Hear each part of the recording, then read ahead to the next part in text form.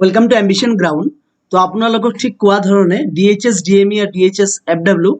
আয়ুষৰ যি এক্সাম হ'বলগীয়া আছে 19 তাৰিখে তাৰে মই কৈছিলোঁ আপোনালোকক 600 এক্সপেক্টেড কুৱেশ্যন দিম। দ্যাট মিনছ 600 সম্ভাৱ্য প্ৰশ্ন দিম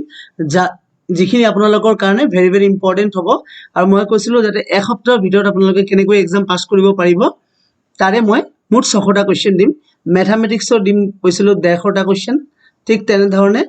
জিকে ইংলিছ কৈছিলোঁ মই 150টা দিম, 100টাকে ইংলিছ দিম। সায়েন্সৰ কুৱেশ্যন থাকিব 100টা আৰু ৰিজনিঙৰ 50টা। বুজি পালে? তেনেকৈ টোটেল আৰু হৈছে জিকেৰ হৈছে 150টা। তেনেকৈ টোটেল 600টা কুৱেশ্যন দিম বুলি কৈছিলোঁ সম্ভাৱ্য প্ৰশ্ন। ঠিক আছে? তো তাৰে আজি আৰম্ভ কৰিলোঁ মেথামেটিক্স পাৰ্ট 1। একেবাৰে 600টা কুৱেশ্যন দিয়া সম্ভৱ নহয় আৰু আপোনালোকে শেষ কৰিব নোৱাৰিব। তো 17 তাৰিখৰ ভিতৰত দ্যাট মিনছ 17ৰ ভিতৰত টোটেল 600টা কুৱেশ্যন কমপ্লিট কৰা হ'ব। ঠিক আছে? তো মেথছ পোৰ্শনটো অলপমান সময় লাগিব আপোনালোকৰ। জিকেৰ ক্ষেত্ৰত মই বেছিকৈ কুৱেশ্যন দিম। তো ঠিক আছে? তো এইটো হৈছে মেথামেটিক্সৰ পাৰ্ট 1। তো ভিডিঅ'টো আপোনালোকে স্কিপ নকৰিব, গোটেইখিনি চাব আৰু নোট ডাউন কৰি যাব। প্ৰথম ফাৰ্ষ্ট কথা হ'ল নোট ডাউন কৰি যাব, তেতিয়া আপোনালোকে এক্সামত গৈ এইখিনি কৰিব পাৰিব, নহ'লে কিন্তু দিগদাৰ হ'ব। ঠিক আছে? আৰু মই টাৰ্গেট ৰাখিছিলোঁ 1000 লাইকৰ। আপোনালোকে 1000 লাইক কমপ্লিট কৰিছে, তাৰে কাৰণে থেংক ইউ ভেৰি মাছ। আৰু এই ভিডিঅ'ত পুনৰাই 1000 লাইকৰ টাৰ্গেট কৰিলোঁ। তো পুনৰাই 1000 লাইকত টাৰ্গেট কৰিলোঁ এইটো ভিডিঅ'ত। আশা ৰাখিছোঁ আপোনালোকে 1000 লাইক কৰি দিব। তো ঠিক আছে, ভিডিঅ'টো ষ্টাৰ্ট কৰিছোঁ দেৰি নকৰাকে। 1 নম্বৰ প্ৰশ্ন কি আছে? What should be added with, ঠিক আছে, থ্ৰাইচ অফ 5/3 টু গেট 3/5। এতিয়া কথা হ'ল কুৱেশ্যনবোৰ মই ইংলিছত কিয় ল'লোঁ? কাৰণ ইয়াৰ আগৰ ডিএইচএছৰ এক্সামত ইংলিছত কুৱেশ্যন আহিছিলে, আছামিছত অহা নাছিলে। তো এইবাৰ আমি আশা ৰাখিছোঁ যাতে আছামিছত কুৱেশ্যন দিয়ে আৰু আপোনালোকে ভালকৈ এক্সামটো দিব পাৰে। তো ঠিক আছে, কিন্তু সম্ভৱতঃ ইংলিছতে থাকিব কুৱেশ্যন, সেইকাৰণে মই ইংলিছত দিলোঁ যাতে আপোনালোকৰ ইংলিছত থাকিলেও কোনো অসুবিধাৰ সন্মুখীন হ'ব লগা নহয়। মই অসমীয়াত কৈ যাম বাৰু মিনিংবোৰ। ঠিক আছে? তো what should be added with thrice of 5/3 to get 3/5। তো কেনেকৈ সলিউশ্যন কৰিম? হোৱাট শুড বি এডেড, ঠিক আছে, হোৱাট শুড বি এডেড মানে কি যোগ কৰিব লাগিব উইথ থ্ৰাইচ অফ 5/3। থ্ৰাইচ অফ মানে 5 মানে 5/3 3 গুণ। তো লিখক 5/3 কেই গুণ? এই যে 5/3 লিখিলোঁ, ইয়াত 3 গুণ। দ্যাট মিনছ কি হ'ব? 3 ইনটু, বুজি পাইছে? তো কৈছে হোৱাট শুড বি এডেড, কি যোগ কৰিব লাগিব উইথ থ্ৰাইচ অফ 5/3। তো ঠিক আছে, থ্ৰাইচ অফ 5/3 লগত কি যোগ কৰিলে মানে ধৰি ললোঁ মই x যোগ কৰিলোঁ। যোগ কৰিলে কি পাম? Two get 3/5। 3/5 পোৱা যাব। তো কুৱেশ্যন যেনেকৈ আছে জাষ্ট এইটো ৰাইট ডাউন কৰিলোঁ। আকৌ বুজাইছোঁ, হোৱাট শুড বি এডেড, কি যোগ কৰিব লাগিব উইথ থ্ৰাইচ। থ্ৰাইচ মানে 3 গুণ অফ 5/3। 5/3 3 গুণৰ লগত, এইটোৱে লিখিছোঁ। 5/3 3 গুণৰ লগত কি যোগ কৰিলে আমি কি পাম? 3/5 পাম। তো চিম্পল এলচিএম মানে হেৰি কৰক, এক্সৰ ভেলু উলিয়াব লাগে। তো এক্সটো ছেপাৰেট কৰি দিয়ক, বাকী এইখিনি এইফালে লৈ যাম। তো এইখিনি কিমান আছে আগত চাই লওক। 3 5 গুণ কিমান হ'ব? 15, আৰু তলত থাকিল 3। বুজি পালে? এইফালে থাকিব 3/5। নেক্সট এক্সটো ছেপাৰেট কৰি দিয়ক, বাকী এইখিনি আছে, এইখিনি এইফালে লৈ যাম। 3/5, ঠিক আছে, প্লাছ 15/3 আছে, ৰাইট চাইডত আহিলে হ'ব -15/3। ঠিক আছে, এতিয়া কি হ'ব? লসাগু 5 আৰু 3 লসাগু হয় কিমান? 15। নেক্সট কি হ'ব? 5ৰ লগত 3 ইনটু কৰিলে 15 পাম। 3টো ওপৰত যাব, 3 3 গুণ 9, মাইনাছ 3ৰ লগত কি ইনটু কৰিলে 15 পাম? 5। এই 5টো ওপৰত ইনটু হ'ব। দ্যাট মিনছ কি হ'ব? 5 ওপৰত যদি ইনটু হয় 15 5 যা 75, -75। তো আনসাৰ কিমান হৈ গ'ল? 75ৰ পৰা 9 মাইনাছ যদি আমি কৰোঁ তেনেহ'লে কিমান পাম? 75ৰ পৰা 9 মাইনাছ কৰিলে আমি পাম 66। তো 66 কি হ'ব? -66/15। ইয়াক কাটাকাটি কৰিব পাৰি, ডেফিনেটলি পাৰি। 3 দি কাটিব পাৰি। 3 দি কৰিলে 3 2 যা 6, 3 2 যা 6, আৰু তলত হ'ব 5। তো আনসাৰ হৈ যাব -22/5। তো বুজি পালে? তো -22/5 যদি যোগ কৰোঁ কাৰ লগত? থ্ৰাইচ অফ 5/3 টু গেট 3/5। তো চিম্পল আছিলে, 3 × 5/3 প্লাছ x 3/5। এতিয়া x ছেপাৰেট কৰিলোঁ, 15/3 = 3/5। নেক্সট এক্সটো ছেপাৰেট কৰি 3/5 - 15/3, এইখিনি লসাগু কৰিছোঁ 15। তো 5ৰ লগত কি ইনটু কৰিলে 15 পাম? 3। তো 3টো ওপৰত যাব, 3 3 যা 9, মাইনাছ আছে মাইনাছ দিলোঁ, 3 5 ইনটু কৰিলে, ঠিক আছে, কিমান পাম? 15 পাম। 5টো ওপৰত হ'ব 75। 75ৰ পৰা 9 গ'লে কিমান থাকে? 66। এইটো জাষ্ট কাটাকাটি কৰিলোঁ, 22/22 কিমান হ'ব? 5 হ'ব, -22/5। বুজি পালে? তো পৰীক্ষাত একজেক্ট এইটো ভেলু দিয়া নাথাকিব পাৰে, হয়তো ভেলু চেঞ্জ কৰি দিব, বাট পেটাৰ্ণটো একেই। তো সেইকাৰণে আপোনালোকে পেটাৰ্ণ চাই যাব, ভেলু চেঞ্জ কৰি দিব পাৰে। এইটো 5/3 দিছোঁ মই, হয়তো পৰীক্ষাত 4/3 দি দিব পাৰে। তো বুজি পাইছে? মেইন আপোনালোকে চাব পেটাৰ্ণ। ঠিক আছে এইখিনি প্যাটাৰ্ণৰ পৰাই আপোনালোকৰ কোৱেশ্চন হ'ব বেলেগ আপোনালোকে প্ৰেক্টিছ কৰিব নালাগে এই 7 দিনৰ ভিতৰত যদি আপুনি পাছ কৰিব বিচাৰিছে 2 নম্বৰ প্ৰশ্ন 1.5% of 300 ঠিক আছে 1.5 মানে আমি কি কম 1.5% 300 300 1.5% কিমান হ'ব তো লিখক 1.5% মানে কি 1.5% মানে হৈছে ডিভাইডেড বাই 100 মনত ৰাখিব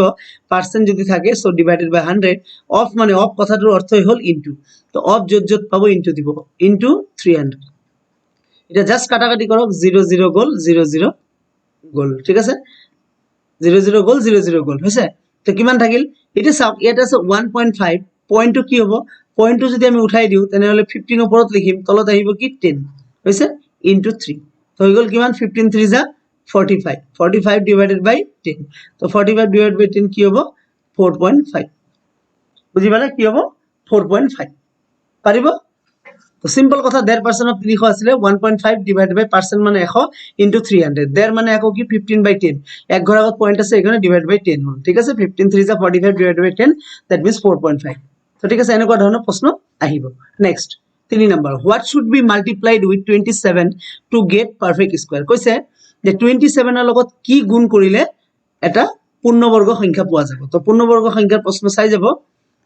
কি কৈছে 27 এৰ লগত কি পূৰণ কৰিলে বা কি গুণ কৰিলে আমি কি পাম এটা পাৰফেক্ট স্কয়াৰ পাম পাৰফেক্ট স্কয়াৰ মানে হৈছে পূৰ্ণবৰ্গ কাক কয় যেনেকৈ মই যদি লিখো 4 4 মানে কি হ'ব 2 2 যা 4 এটা যদি লিখো 3 3 মানে কি 3 1 গুণ 3 হল যদি লিখো 6 6 মানে হল 2 3 গুণ 6 এটা যদি লিখো 9 9 মানে কি 3 3 যা 9 ঠিক আছে ধৰি লওক লিখিলো 16 16 মানে 4 4 যা 16 পারফেক্ট স্কয়ার কাক কয় দুটা সংখ্যাই একে হ'ব লাগিব that is called perfect square that means পূৰ্ণবৰ্গ মানে দুটা সংখ্যা কি হ'ব লাগিব একে 2 2 যা 4 সেম সেম আছে কিন্তু 3 আৰু 1 একে আছে নেকি নাই তো এটো পূৰ্ণবৰ্গ নহয় 6 পূৰ্ণবৰ্গ হ'ব নেকি 2 আৰু 3 বেলেগ বেলেগ আছে 9 9 টো পূৰ্ণবৰ্গ হ'ব কিয় কাৰণ 3 3 16 মানে 4 4 যা 16 4 4 গুণ 16 এটো এটা কি হ'ব পূৰ্ণবৰ্গ হ'ব তো পূৰ্ণবৰ্গ কথাটো অৰ্থ বুজি পালে তো যদি প্ৰশ্ন দিয়ে যে 27 এৰ লগত বা কিবা এটা নাম্বাৰৰ লগত কি গুণ কৰিলে আমি এটা পূৰ্ণবৰ্গ সংখ্যা পাম তো কেনেকৈ কৰিব 27 লিখিব লিখি ইয়াক ফ্যাক্টৰাইজ কৰিব 3 দি কৰিলে 3 9 গুণ 27 আকৌ 3 দি কৰিলে 3 3 গুণ 9 এটা 27 মানে কিমান পালো 3 * 3 * 3 এটা পূৰ্ণবৰ্গ মানে মই কি কৈছিলো আপোনালোকক যে দুটা দুটা সেট হ'ব লাগিব এই যে দুটা 3 আছে তো এটা এই দুটা এটা পূৰ্ণবৰ্গ সংখ্যা কিন্তু এইটো কি হল এই তিনিটো সব সিঙ্গেল হৈ আছে ইয়াৰ কোনো জৰি নাই তো ইয়াৰ লগত যদি মই এটা 3 দি দিও আৰু এটা জৰি পাই যাব না নাপাব কথাটো বুজি পালে 27 মানে কি 27 মানে 3 * 3 * 3 লিখিছো কিন্তু 3 * 3 এই দুটা 3 জৰি আছে কিন্তু এই 3 লগত কোনো জৰি নাই ইয়াক যদি মই এটা 3 দি দিও তেতিয়া হলে এর কি হৈ যাব পূৰ্ণবৰ্গ নহব নেকি এই যে দুটা সেট আকৌ দুটা সেট দ্যাট মিন্স আনসার কি হল আনসার হ'ব 3 27 এর লগত 3 পূৰণ কৰিলে এটা পূৰ্ণবৰ্গ সংখ্যা পোৱা যাব তো পাৰিব এটা ধৰি লকছে কোশ্চেন দিছো যে 32 এৰ লগত কি পূৰণ কৰিলে এটা পূৰ্ণবৰ্গ সংখ্যা পোৱা যাব তো ফাৰ্স্ট কি কৰিব 32 লিখিব লিখি পেলাই 2 দি কৰিলে 2 16 32 2 দি কৰিলে 8 2 দি কৰিলে 4 ঠিক আছে 2 দি কৰিলে 2 তো 32 মানে আমি কি পালো এটা দুটা তিনটা চাৰিটা পাঁচটা 2 পাইছো 1 2 3 4 5 এটা আপুনি কি জানে দুটা দুটা জৰি হয় এই দুটা জৰি হয় কিন্তু এই দুইৰ লগত কিবা 2 আছে নেকি এই দুইৰ লগত জৰি আছে নেকি নাই তো ইয়াৰ লগত যদি মই আৰু এটা 2 দিও ইও এটা কি হৈ যাব জৰি হৈ যাব তো কি বুজি পালো কি পূৰণ কৰিলে 2 পূৰণ কৰিলে তো 32 এৰ ক্ষেত্ৰত আনসাৰ হ'ব 2 তো বুজি পালে তো এনেকুৱা প্ৰশ্ন এটা 4th number question find da HCF of x and y x আৰু y এৰ গসাগু উলিয়াবলে গসাগু কথাটোৰ অৰ্থ কি highest common c for common factor that means দুটা সংখ্যাটা কি থাকিব লাগিব কমন থাকিব লাগিব এটা যদি মই ক 2 আৰু 4 এর গসাগু কি আপুনি কেনেকৈ উলাব 2 মানে হৈছে 2 1 যা 2 আৰু 4 মানে কি লিখিব 4 মানে হৈছে 4 মানে কি 4 মানে হৈছে 2 2 যা 4 তো এই দুটাৰ মধ্যে কমন কি আছে ইয়াতো 2 আছে ইয়াতো 2 আছে তো এই সেট কি হ'ব 2 হ'ব এচিএফ = 2 হ'ব কিন্তু ইয়াতে প্ৰশ্ন দিছে x আৰু y এর কি লাগে গসাগু লাগে তো x মানে কি x মানে হৈছে x * 1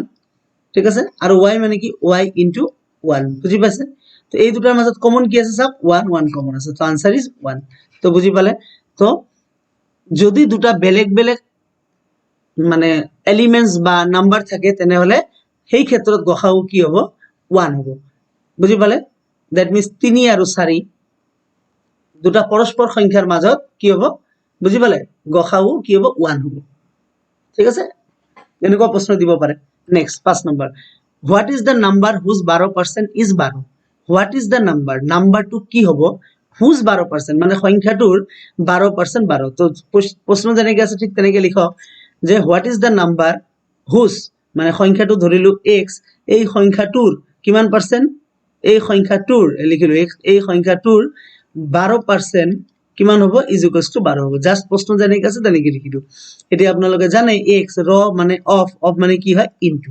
12% মানে 12 divided by 100 is equals to 12 এটা কেনেকৈ কৰিম x টো সেপাৰেট কৰিম বাকি যিমান আছে সব এফালে লৈ যাম 12 100 আছে ডিভাইড এফালে গলে হ'ব ইনটু মানে ওপৰত যাব আৰু 12 আছে ওপৰত এফালে আহি হ'ব তলত এটা 12 12 কাটা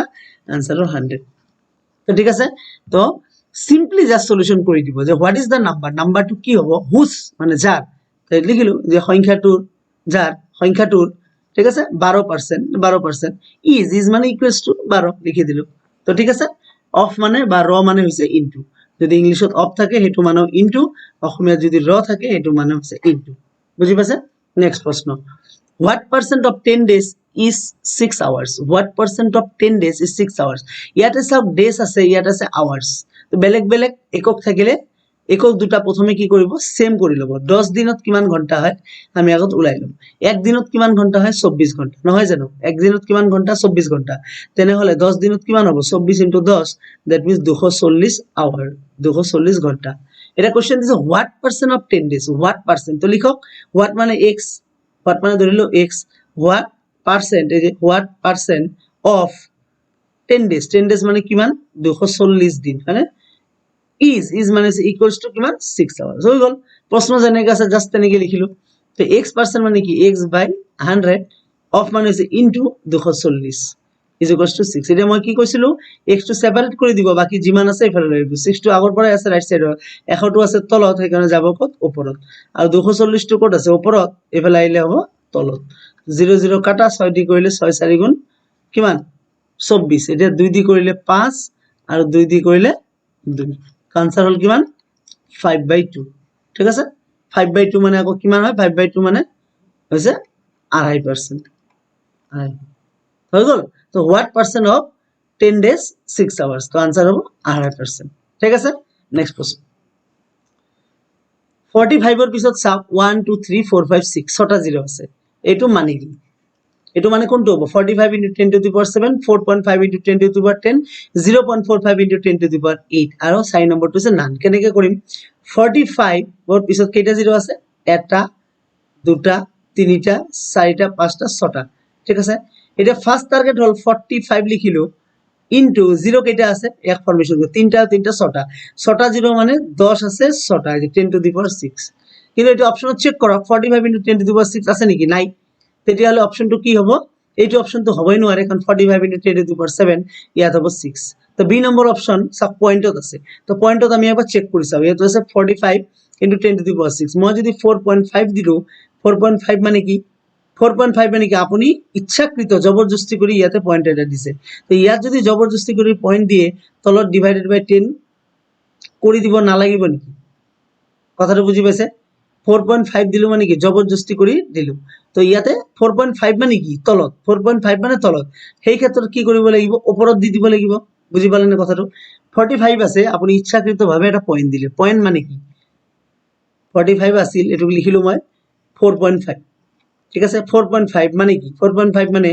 45 divided by 10 কিন্তু 45 divided by 10 আছিল লিখা আছিল তো 45 তো মই যদি ওপৰত এটা 10 দি দিও 10 10 কাটা গল 45 নহব নেকি বুজি পাইছে তো এখানে ওপৰত কি দিম 10 দিম into 10 to the power 6 তো আগৰ পৰাই আছে आंसर হৈ যাব 4.5 into 10 to the power 6 আৰু 1 কিমান হ'ব 7 এটো আছে নেকি অপশনত এটো নাই অপশনত তো বি নাম্বার ভুল সি নাম্বারটো চেক কৰিম যে 45 into 10 to the power 6 এখানে লৈকে তো ঠিকই আছে 45 10 to the power 6 কিন্তু এর কি কৰিছে দুটা ঘর পয়েন্ট মানে পয়েন্ট দুটা ঘর আগত দিছে তো মই দি চাও 0.45 আপুনি যদি দুটা ঘর আগত পয়েন্ট দিয়ে তেতিয়ালে ওপৰত কি হ'ব 10 দুটা হ'ব নহব নেকি তাৰ মানে তলত কি হ'ব 100 এখানে ওপৰত হৈ যাব 100 into 10 to the power 6 তো आंसर হৈ যাব 0.45 10 to the 100 মানে কি 100 মানে হৈছে 10 to the power 2 into 10 to the power 6 তো হৈ যাব 0.45 into 10 to the power 6 আৰু 2 কি হ'ব 8 10 to the power 8 তো आंसर কোনটো হ'ব option number C is the correct answer তো তো বুজি পালে তো এনেকৈ কৰিব ঠিক আছে ভিডিওটো বুজি নাপালে আকৌ ৰিপিট চাওক তেতিয়া খুব ধুনীয়াকৈ বুজি পাব ঠিক আছে নেক্সট প্ৰশ্ন how many rational number between 3/8 and 4/7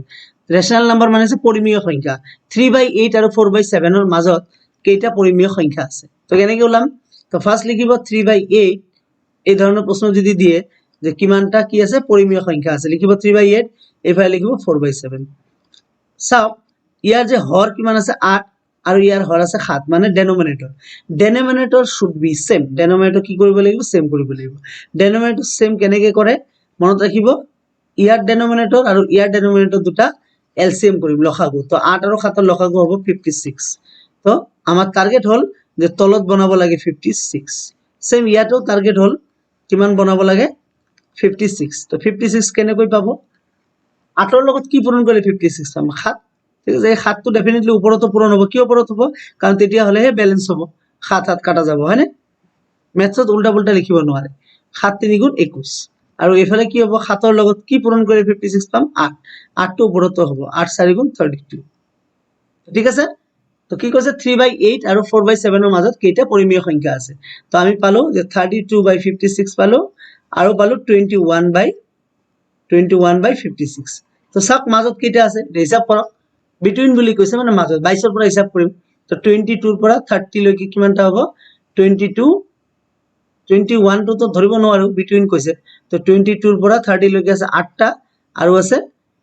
31 এটা দ্যাট মিন্স 9টা টোটাল আছে 9টা 10টা কিয় নধৰিম বুজি পালে কাৰণ 22 23 24 25 26 27 28 29 30 31 বিটুইন কৈছে এখানে 32 ধৰিব নোৱাৰো কেটা হল এটা দুটা তিনটা চাৰিটা 5 6 7 8 9 10 10টা হ'ব ঠিক আছে 22 ৰ পৰা ধৰিছে 22 23 24 25 26 27 28 29 30 আৰু 31 ঠিক আছে টোটাল হ'ব কেটা 10টা 1 2 3 4 5 6 7 8 9 10 आंसर इज 9 + 1 = 10টা ঠিক আছে নেক্সট প্রশ্ন how many perfect square are there 1 to 200 1ৰ পৰা 200 লৈকে কেইটা পূৰ্ণবৰ্গ সংখ্যা আছে আগতো বুজাইছো পাৰফেক্ট স্কয়াৰ মানে পূৰ্ণবৰ্গ তো পূৰ্ণবৰ্গ হিসাব কৰি চাওক 1 স্কয়ার মানে কি 1 2 স্কয়ার মানে কি 4 3 স্কয়ার মানে কি 9 ঠিক আছে 4 স্কয়ার মানে কি 25 হিসাব ওলাই যাব 6 স্কয়ার মানে কি 36 এনেকৈ কৰিব 7 স্কয়াৰ মানে কি 49 ঠিক আছে আপোনালোকে জানে অলৰেডি 8 স্কয়াৰ মানে 60 1ৰ পৰা 1 লৈকে কেইটা থাকে 10টা আছে কিনে আমি জানোই যে 10 স্কয়ার মানে কি 100 ঠিক আছে 1ৰ পৰা 10 লৈকে 1ৰ পৰা 1 লৈকে 1ৰ পৰা 1 লৈকে যদি পূৰ্ণবৰ্গ সংখ্যা বিচাৰে কেইটা আছে 10টা আছে কিন্তু 1ৰ পৰা 100 দিয়া নাই 200 দিছে তো 10ৰ পিছত হয় কিন্তু 11 11 মানে 11 স্কয়ার মানে 121 12 স্কয়ার মানে কিমান 144 13 স্কয়ার মানে কিমান 169 14 স্কয়ার মানে কিমান 156 196 ঠিক আছে আৰু 15 স্কয়ার মানে হৈছে 225 আপোনাক খুদিছে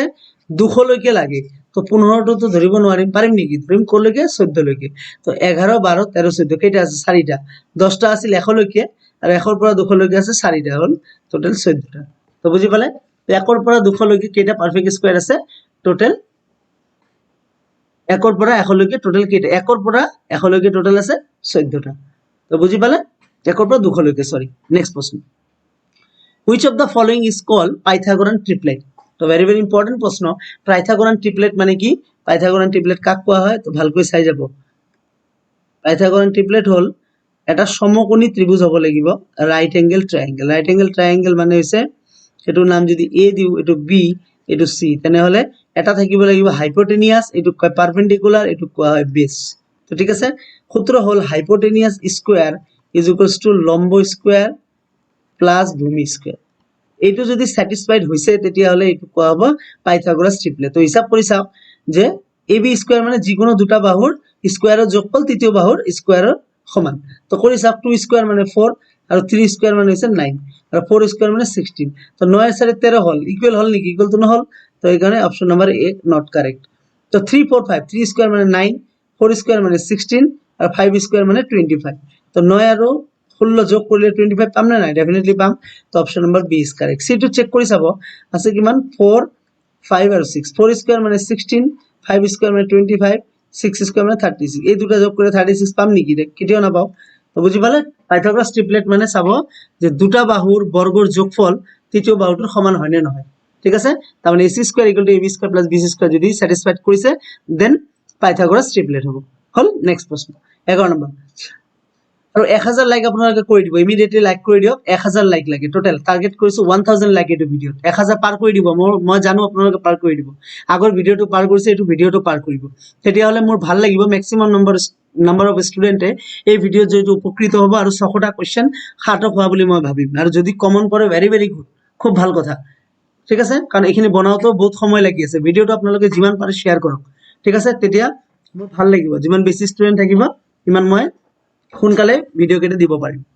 which smallest number should be divided to 4032 to get a perfect square কৈছে যে সবতকে সৰু কি সংখ্যা 403 লগত ভাগ কৰিলে এটা পূৰ্ণবৰ্গ সংখ্যা পাম কৈছে which smallest number should be divided মানে কোনটো ক্ষুদ্ৰতম সংখ্যা 4032 লগত ভাগ কৰিলে এটা পূৰ্ণবৰ্গ সংখ্যা পাম তো সেম আগৰ কনসেপ্ট যদি দিয়ে আগৰটো কি আছিল মাল্টিপ্লাইড বাই ক্ষুদ্ৰতম কি সংখ্যা মাল্টিপ্লাই কৰিলে এটা পূৰ্ণবৰ্গ পোৱা যাব ইয়াতে কৈছে কি ডিভাইড কৰিলে তো কনসেপ্ট একে 403 ক সেম ফ্যাক্টৰাইজ কৰিব 2 2 গুণ 4 0 2 1 গুণ 2 6 ঠিক আছে নেক্সট 2 দি কৰিলে 2 1 গুণ 2 0 0 8 নেক্সট 2 দি কৰিলে 2 5 গুণ 10 0 4 2 দি কৰিব 2 2 গুণ 4 1 10 5 2 গুণ 10 2 2 গুণ 4 আকৌ 2 দি 2 1 গুণ 2 2 2 গুণ 4 6 2 গুণ 12 2 দি কৰিলে 6 2 গুণ 12 3 2 গুণ 6 আকৌ 3 দি কৰিম 3 2 গুণ 6 3 1 গুণ 3 3 দি কৰিলে 3 7 গুণ 21 এটা চাওক এই দুটা জড়ি আছে এই দুটা জড়ি আছে জড়ি মিলাব এই দুটা জড়ি আছে 3 3 জড়ি আছে অকল খাতৰ ক্ষেত্ৰত চাওক এটা খাত আছে যদি মই ইয়াক এটা খাত দি দিও তেতিয়ালে জড়ি পাই যাব তো আনসার ইজ 7 তো যদি question which number should be divided or should be multiplied দিয়ে to get a perfect square মানে পূর্ণবর্গ সংখ্যা পোৱা যাব কি সংখ্যা পূৰণ কৰিলে বা কি সংখ্যা ভাগ কৰিলে পূৰ্ণবৰ্গ সংখ্যা পোৱা যাব তেনেহলে মনত ৰাখিব সেম কনসেপ্ট জাস্ট ফ্যাক্টৰাইজ কৰি চাব জড়ি মিলাব যাৰ জড়ি ঠিক নাই তাক জড়ি দি দিলে হ'ল ঠিক আছে নেক্সট প্ৰশ্ন by what number should -8 to the power -3 be multiplied so that the product is equals to -6 -3 to the power -3 by what number should -8 to the power -3 be multiplied by what number মানে আমি না জানো নাম্বাৰটো x নাম্বাৰটো multiply কৰিব কৈছে কাৰ লগত -8 to the power -3 ঠিক আছে so that product মানে হৈছে গুণফল কি হ'ব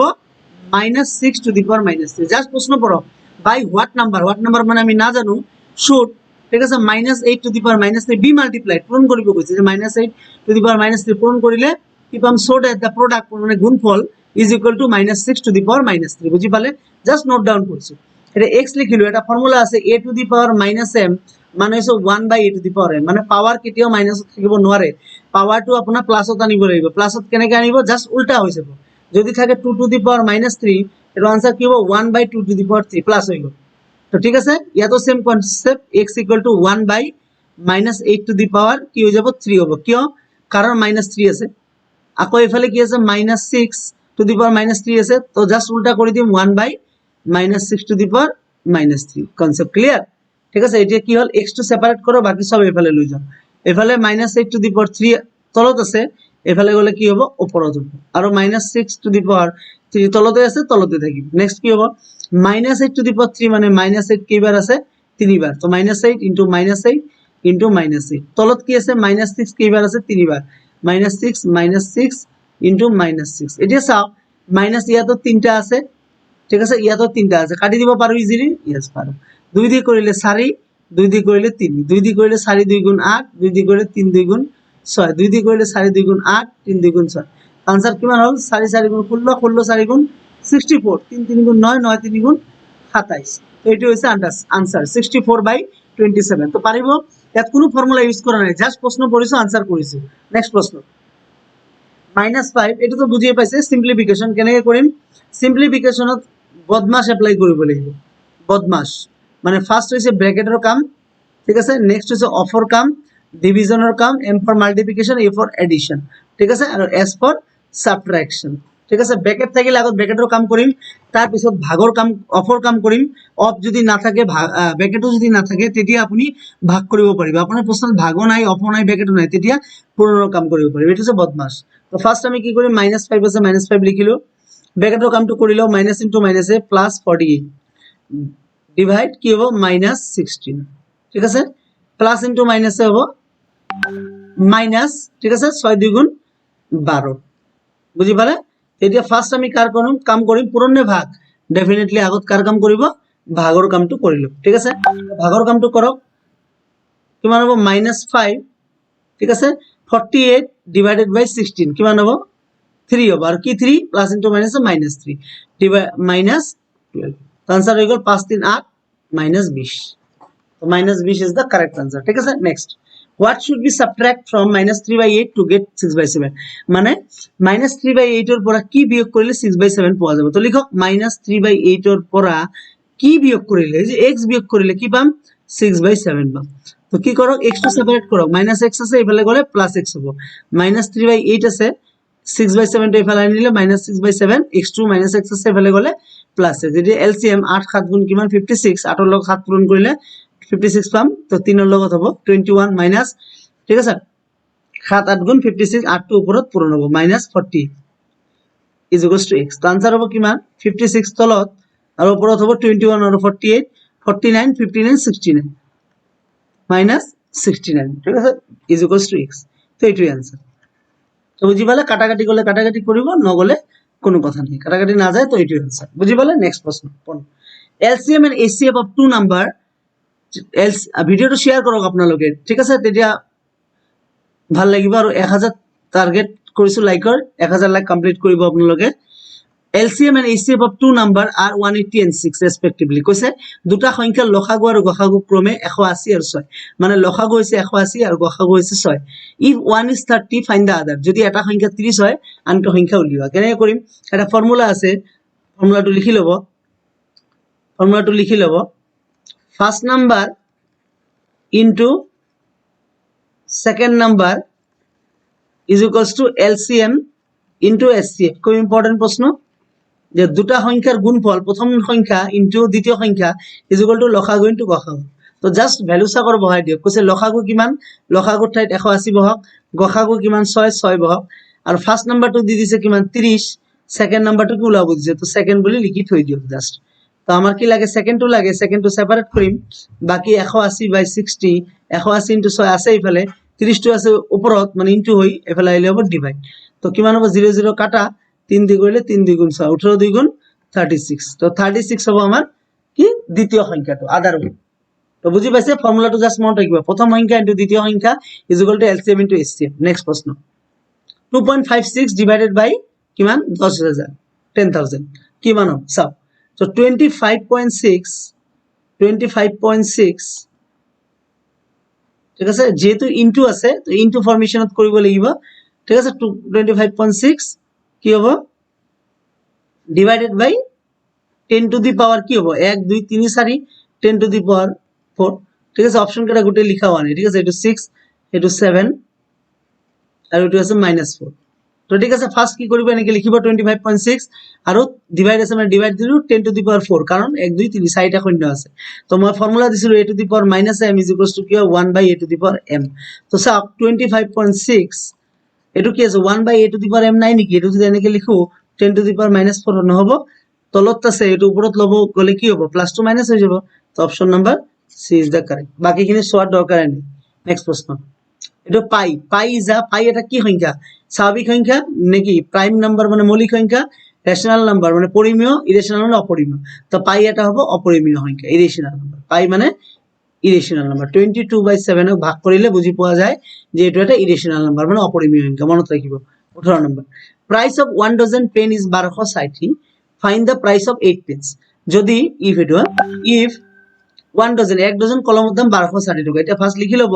1 dozen 2 dozen এনেকৈ থাকিলে আগত পিছত বনাই লব 1 dozenত কিমান পিস হয়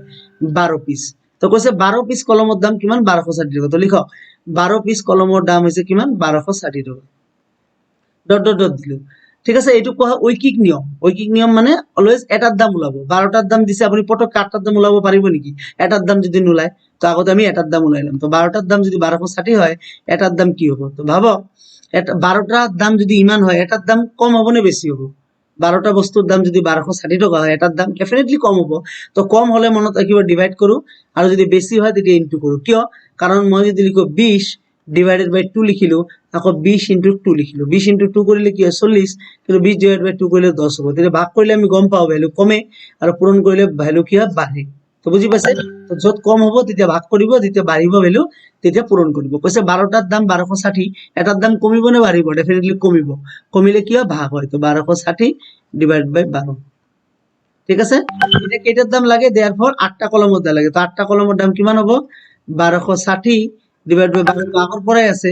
তো এই 8টো কি হ'ব এটাৰ দাম যদি ইমান হয় 8টাৰ দাম কি হ'ব বেছি নে কম ডেফিনেটলি বেছি এটাৰ দাম ইমান হলে 8টাৰ দাম বেছি নহব নেকি তো বেছি হলে কি হয় ইনটু কৰিব লাগে ইনটু তো ঠিক আছে এটা জাস্ট কাটাকাটি কৰক 4 দি কৰিলে 4 2 গুণ এটো 3 3 দি কৰিলে 3 4 গুণ 12 ঠিক আছে তাৰ পিছত 3 2 গুণ 6 এটো 20 840 টাকা তো বুজি পালে 840 টাকা পারিব নেক্সট প্রশ্ন খুব ইম্পর্টেন্ট প্রশ্ন কিন্তু 19 নাম্বার ইফ দা কস্ট অফ টু নোটবুক দুটা নোটবুকৰ দাম হৈছে 17 টাকা 50 পয়সা how many notebook can be purchase 131.25 এটা কথা হৈছে কেইটা নোটবুক পোৱা যাব তো কেইটা নোটবুক পোৱা যাব হেতু ৰাখিব ৰাইট সাইড তাৰ মানে যেটো উলাব লাগে হেতু ৰাইট সাইডত ৰাখিব তো আমি এই বস্তুটো এনেকে লিখিম যে দুটা নোটবুকৰ দাম 1750 এনেকে নিলিখো এনেকে লিখিলে তো আপোনালোকে পয়সা পাবো কৈছে যে 1750 টাকা সরি 17 টাকা 50 পয়সাত কেইটা নোটবুক পোৱা যায় ইজ ইকুয়ালস টু 2 নোটবুক কেইটা নোটবুক 2 নোটবুক ঠিক আছে তো ইয়াৰ ঐকিক নিয়ম হয় যে 1 টাকাত কেইটা নোটবুক পোৱা যাব 1 টাকাত 17 টাকা 50 পয়সা যদি দুটা পায় 1 টাকাত কি পাবো ডেফিনেটলি কম পাবো তো কম হলে কি হয় ভাগ হয় তো 2 ডিভাইডেড বাই 17.50 তো টাকা কিমান দিছে যে 131 টাকা 50 পয়সা কেইটা পোৱা যাব এটাত যদি ইমানটা পোৱা যায় 131 টাকাত কি হ'ব বেছি পোৱা যাব বেছি হলে কি হয় পূৰণ হয় 1750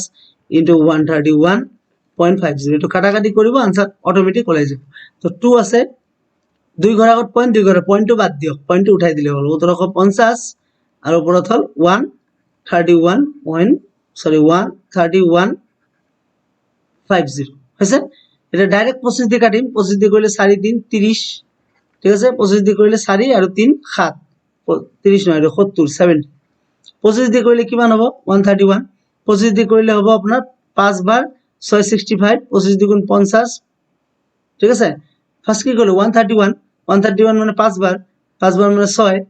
ঠিক আছে 131 251 সরি এটা 50 নয় 131 50 নয় এটা ভ্যালুটা চাই লব 131 251 এটা হচ্ছে 131 251 তো লিখি লব 131 251 ঠিক আছে 251 মানে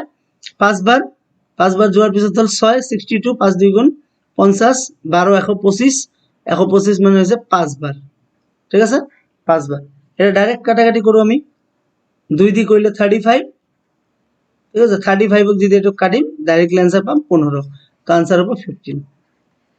ঠিক আছে 19 নাম্বার লাস্ট 20 নাম্বার প্রশ্ন ঠিক আছে দ্যাট মিন্স পার্ট 1 এর 20 নাম্বার প্রশ্নটো চাই লব আৰু পাৰ্ট 2 ঠিক আছে আজিয়ে পাবো পাৰ্ট 2 পাবো আৰু আজি জিকে এর ভিডিও পাবো ঠিক আছে জিকে মই কৈছিলো জিকে 100টা কোশ্চেন দিম তো 100টা কোশ্চেনৰ আজি 150 কোশ্চেনৰ পাৰ্ট 1 টো পাবো 600 কোশ্চেন কমপ্লিট কৰাবো 17 তাৰিখৰ ভিতৰত 20 men complete a work in 20 দিন সো 20 জন মানুহে 20 জন মানুহে এটা কাম কৰোতে কিমান দিন লাগে ইজ ইকুয়াল টু 20 দিন লাগে কিমান দিন লাগে 20 দিন কৈছে হাউ many days to be need if 8 men can complete the same work যদি এই একেটা কামে 8 জন মানুহে কৰে কিমান দিন লাগিব প্ৰশ্নটো বুঝি পালে 20 জন মানুহে এটা কাম কৰোতে 20 দিন লাগে 8 জন মানুহে এই কামটো কৰিলে কিমান দিন লাগিব তো আগত ফাৰ্স্ট আমি ঐকিক নিয়ম এটা ওলাম যে 20 জন মানুহৰ যদি 20 দিন লাগে এজন মানুহৰ কি হ'ব কম লাগিব না বেছি এটা ভাবি চাওক ভালকে 20 জন মানুহৰ যদি 20 দিন লাগে একজন মানুহৰ মানুহ যদি মই কমাই দিলো আপোনাক 20 জন মানুহ দিলো মই কাম এটা কৰিবলৈ খালি মই এটা মানুহ কৰি দিলো আপুনি সোনকালে হৈ যাব নেকি কেতিয়াও নহয় সময় বহুত বেছি লাগিব তো বেছি হলে আমি কি জানো পূৰণ নে ভাগ ডেফিনেটলি পূৰণ কৰিব লাগে মানে গুণ কৰিব লাগে তো 20 * 20 চাওক নিয়ম চেঞ্জ হৈ গল কামৰ ক্ষেত্ৰত কিন্তু কথা বেলেগ এটা 8 জন মানুহে সেই কামটো কৰিলে কিমান দিন লাগিব তো লিখিলো 8 জন মানুহে তো আগত বেস হ'ব আপোনাৰ এইটো যে একজন মানুহৰ যদি ইমান দিন লাগে 8 জন মানুহে কৰিলে কি হ'ব খুব কম দিনত কামটো হৈ যাব তো কম হলে আকৌ কি কৰো আমি ভাগ কৰো তো 20 * 20 আগৰ পৰাই আছে তো ডিভাইডেড বাই 8 হল তো 4 দি কৰিলে 4 2 গুণ 8 4 5 গুণ 20 এটা 2 দি কৰিলে 10 তো आंसर হৈ গল 50 দিন 50 ডেজ তো আশা কৰিছো 20টা কোশ্চেন দিছিলো 20টা কোশ্চেন আপোনালোকে বুজি পাইছে আৰু নোট ডাউন কৰি লব কোশ্চেনবোৰ কিন্তু খুব ইম্পৰ্টেন্ট ঠিক আছে আৰু সিৰিজটো গোটেই কমপ্লিট কৰিব আপোনালোকে 6টা কোৱেশ্চন গোটেই কমপ্লিট কৰিব যদি ডিএইচএছ ৰ এক্সাম 7 দিনৰ ভিতৰত আপুনি পাস কৰিব বিচাৰিছে 19 তাৰিখৰ এক্সামটো আৰু ভিডিঅটো যিমান পাৰে শেয়াৰ কৰক যিমান ষ্টুডেন্টে ভিডিঅ চাব ইমান মোৰ ভিডিঅ দিতে ঠিক আছে ইমান ইন্টাৰেষ্ট বাঢ়িব আৰু জোশ বাঢ়িব ঠিক আছে তো আকৌ গধূলি আপোনালোকক লগ পাম জিকে সিৰিজ লৈ ধন্যবাদ